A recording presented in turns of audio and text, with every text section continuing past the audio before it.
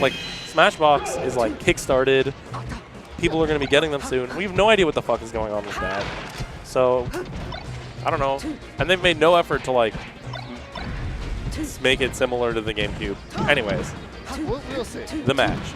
So, this is Just Jason, resident X. I don't want to say X up-and-comer because he's still really good and he still has really good wins recently. But he took a little break. There was this point where he was, like, rocketing to the top. And then he, like, got a girlfriend or something. And we stopped seeing him for a minute. We can thank him for Nebs After Dark. We had this conversation. I don't always agree with Just Jason, but a lot of stuff that happens at Nebs is fueled by Just Jason. Like Nebs Just After Jason Dark, complains his way into making our tournament a better he series. complains about not having like weekly. Nothing in the week. Have Nebs After Dark now. And now it's our bigger tournament. He complained the other day about like the setup being shit, and it kind of was. And here we are with like this nice ass setup now, where we have 100-something people here, and it's very comfortable. Oh, so, true. No, and he also complained about like how Nebs was being ran before like everyone who's currently a TO stepped up to like be a TO. Right. So shout out to Just Jason for. Just Jason is like, he's not a TO, but he's like the anti-TO that allows TOs to exist. He's an anti-hero of sorts. Ooh. But will he be able to take down Poonslayer? Poonslayer, very strong Long Island player. Was in like top 6 of teams. But he's also just, I mean, I've heard people call him the most consistently underrated player of Tri-State. Yeah. I don't know if I'd go that far, but he's definitely good. And he definitely has the lead here. And he has a tag up there with GP levels of. I wouldn't put it GP level. The thing about GP is GP only works because of who GP is. Yeah. Regardless, and just for those of you at home, the names are currently back. So Just Jason is playing the Sheik, Poonslayer's on Fox. Ah, yeah, true.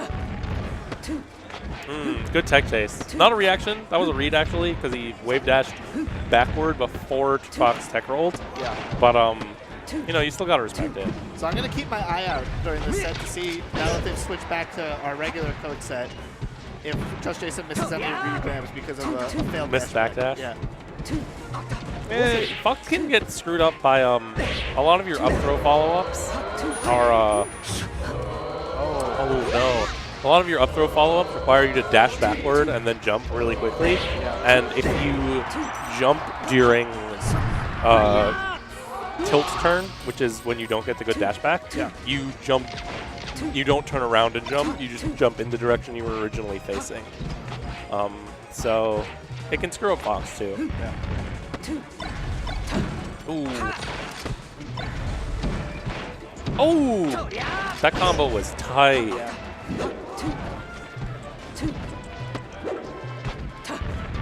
Yeah, and people will inevitably say like, oh, you can just dash frame 1 out of up throw. But the problem is the timing is different, not only depending on the character you're throwing, but also depending on the port you're in. So that could be it, yeah. Just taking game 1. Dude, Poonslayer was in the lead the whole game until that very, very last combo. And that was that last stock, too. I mean, Jason has a, really good. Yeah, he had that stock, sick like little 70%. little fair, little down tilt. That's huge. Oh. Nice. And here's the problem, though, is Sheik's counter picks are rough. Like, Fox, it's like, where's Jason going to take him? It's nothing that Fox can't handle. Meanwhile, Sheik has to deal with, like, Pokemon or FD, whichever she bans, and both of them are awful for her. And then, you know, so she has to win the first game, pretty much. And then she has to win on, you know, and then it's like, her counter pick is at best neutral. Yeah. Probably like Fountain. Fountain, Dreamland, depends on what the Fox. Ooh, that was a DI mix-up between the fair and the up air. That's it. I think he could have DI'd the up air, and the fair would have guaranteed killed. But if you're expecting the fair, you're almost always going to DI for it, so I can't blame him for it that much. Dead. That's a dead sheet. So are you looking at Pokemon Stadium? That nair out of the regrab into that nair out of the grab into a regrab was really, really good. a lot of Foxes just try and go for up air no matter what, and a lot of time it doesn't actually connect on Sheik, but also a lot of the times you'll actually just get a much bigger follow-up off of Nair regrab or Nair shine into extended combo than you would just off of putting her in the air with up air if she won't die.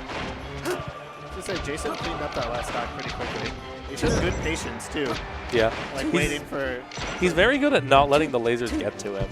You know? Like he doesn't just walk forward as soon as Fox starts shooting lasers. He's very good at like waiting for him to commit harder. Because once Fox sees that you're not walking forward, he starts like lasering more. And then he's like more likely to get caught in, you know, shooting lasers when you're approaching him. Poonslayer takes back the lead solidly though. Ooh. Ledge dash jab. Oh no. He didn't want that at all. He 100% wanted ledge. Bad angle. Yeah, should have gotten an Arduino.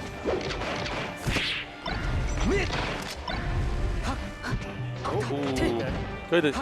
Good air dodge. So Sheik needs to use air dodges a lot in her recovery because I don't know how many frames, but it's like every time she up Bs onto stage, she has like a billion frames of lag.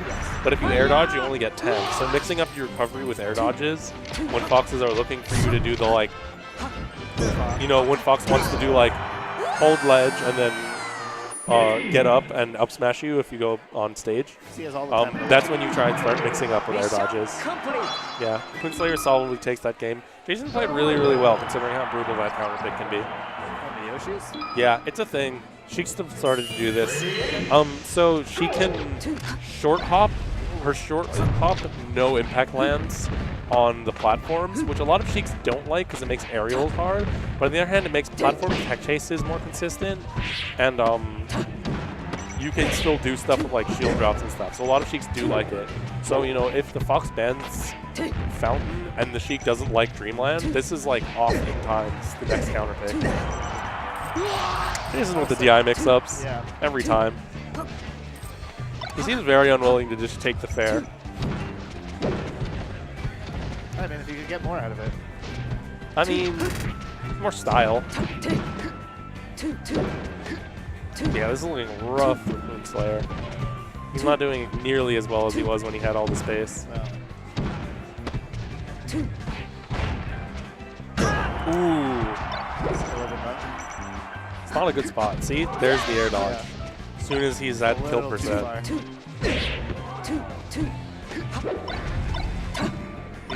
So he's been wake up shine and wave shining basically, which is not terribly hard, but the thing is it's a read. You have to read which direction they're going to get hit, unless you know they're obviously on one side of you, and they can bait it out, but also you don't know how far they're going to get wave shine.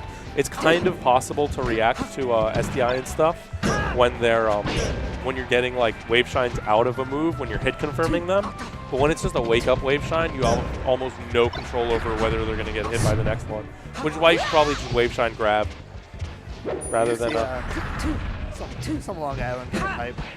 Because Poonslayer really pulled this back. Yeah, this match. I'm kind of rooting for Jason, I'm not going to lie. Ooh, that's bad. He doesn't even need to crowd cancel that one. Yeah. Woo! Okay, you see how he keeps doing those wave dash backs? Right. So what those do is what Foxes often like to do is if she wants to grab your tech in place on reaction, she has to be like right in front of you and then just grab it. So what Foxes often do is tech, make it ambiguous whether they're going to tech behind you or in front of you, so you don't know if you have to tech. Ooh, he's dead. Yeah. So you don't know if you have to tech, if you have to grab in place or behind you. So the way to cover that is you wave dash back after you down throw, and that'll make it so that you can grab in place no matter on either of the ambiguous DIs. It makes it harder to grab like DI away though. Okay, last stock 0%. Tight battle. Ooh.